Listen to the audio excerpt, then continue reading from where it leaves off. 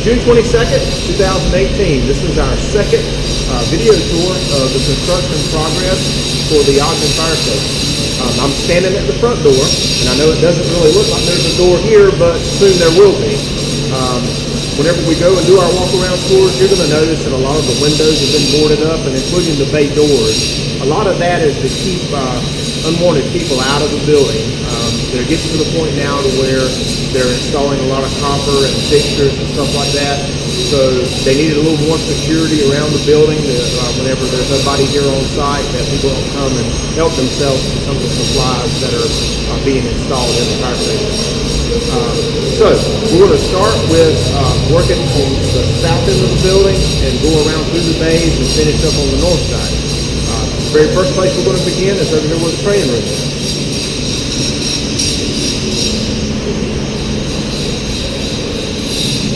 It may not look a lot different from the last video we shot here, simply because you can still see all the stud walls that are up, and it doesn't look like there's been a lot of progress made.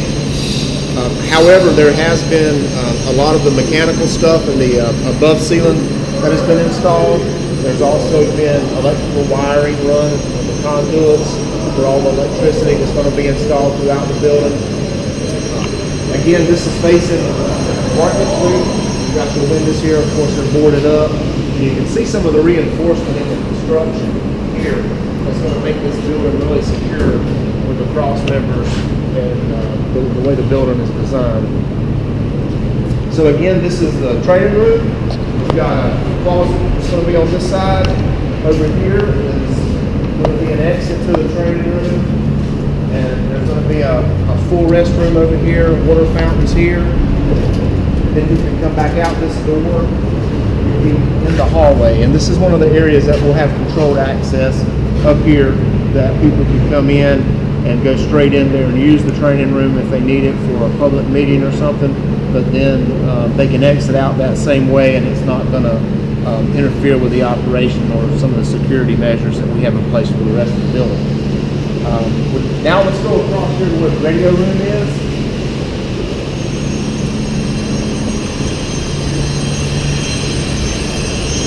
This is the radio room, and there's going to be counters that are going to be on this wall. We're going to go all the way around and stop over here in this corner. This is an accent brick wall here. There is a special reason for this brick, and we'll get into explaining a little bit more about that later, further down the road in the construction process here. But again, the windows facing to the front, they're all boarded up, so you can't get an idea of how the view from Market Street is going to be. And to my left is where the main door is going to be going into the bay area. And we'll walk through that area here in just a second. So now as we're coming down, you can see the hallway here, and we've got the skylights in. And this is a unique feature for this facility. We wanted to be able to have some natural light coming into buildings. And that's just good for us. It's a good, healthy thing to have natural light in our building for our emergency responders. So the last time we were here, we just had some covering over here, but now we've actually got the skylights installed, and you can see what the view looks like as we continue to walk down the hall. Over here is going to be the captain's office, and it will have a window that you can see out into the apparatus floor from this area.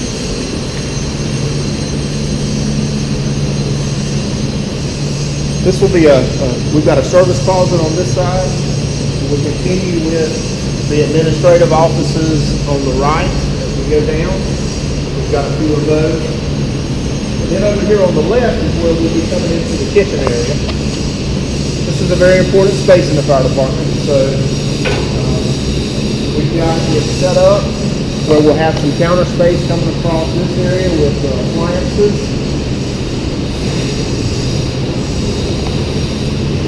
And as we go down further, we'll have an open area. There'll be some window space. That again is obviously boarded up down here. And then we've got our pantries. And this is been cut out for the refrigerator. So we want to and then there'll be some counter space over here as well. As we come through the center part of the kitchen actually moves into what we call the day room.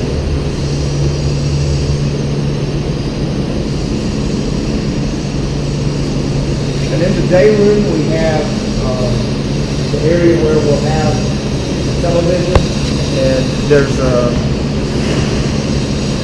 kind of hard to see with all this equipment right here. Right behind it, there's a platform. So whenever we'll have some recliners or chairs posted, put up back there for folks to be able to see the television. As we come out of the day room, heading back toward the hallway, we'll have a restroom here. When we get back in the hallway, we've got the last office. This is going to be the IT room. This is where all the electrical equipment, the servers, and all that stuff is going to be positioned at. Okay, so we walked down the hallway, and now we're at the door, the rear door for personnel to get to the apparatus floor. So right here we've got a storage area, and if we back up just a little bit, to the right is where a little alcove has been cut out, and that's where we will have the CAD resource monitor and the information for the calls and stuff will be here. So whenever the crews leave the sleeping areas, they'll have just a step over, grab it, and head on out. So now we're heading into the bunk room area, and it might get a little darker in here because we don't have the skylights in this area. So it may take a while for us to get acclimated with the light, but we'll walk through this real quick.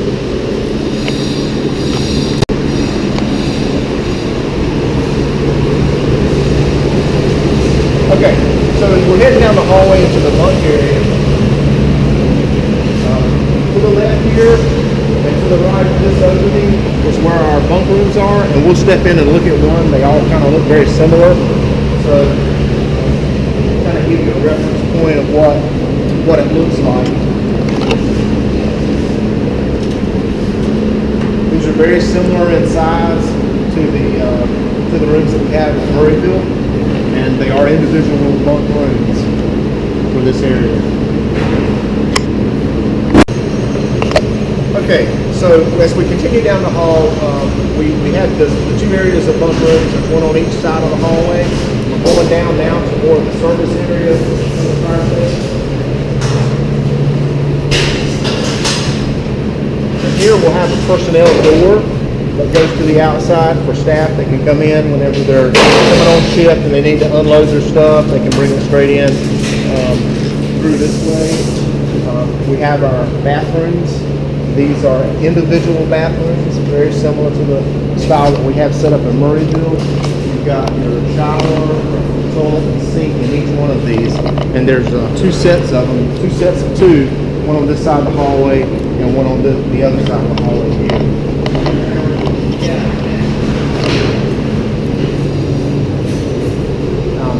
On this side, we actually have the residential laundry area. This would be where we have the washer and dryer set up where crews can clean their linens and take care of all the material and stuff they need to wash on this side.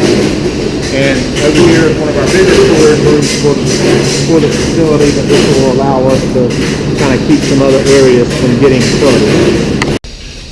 Okay, so now we're toward the end of the hallway. We're going to be stepping into the fitness area.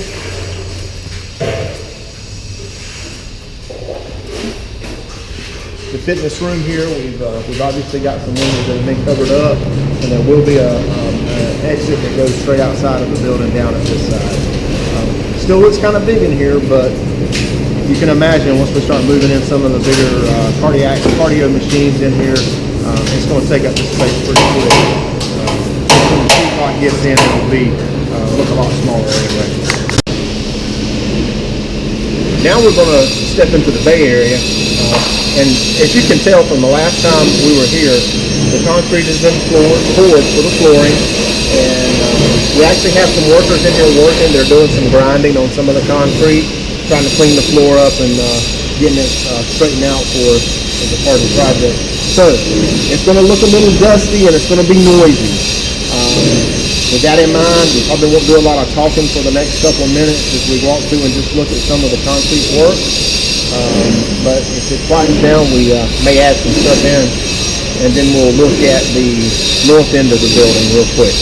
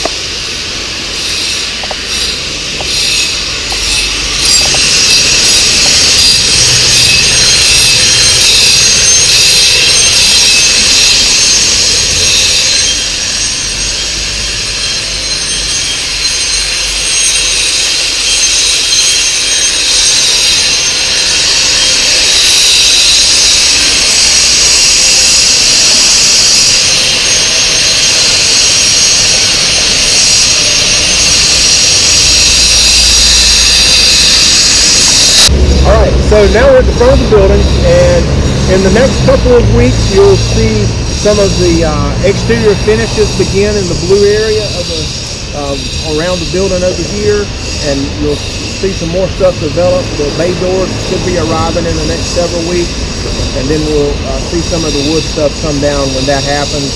You're not going to see the windows installed until the sheetrock and all like that's pretty much completed on the inside. So we'll take a quick walk around the outside just to kind of give you a look at what's going on out there, and we'll wrap up then.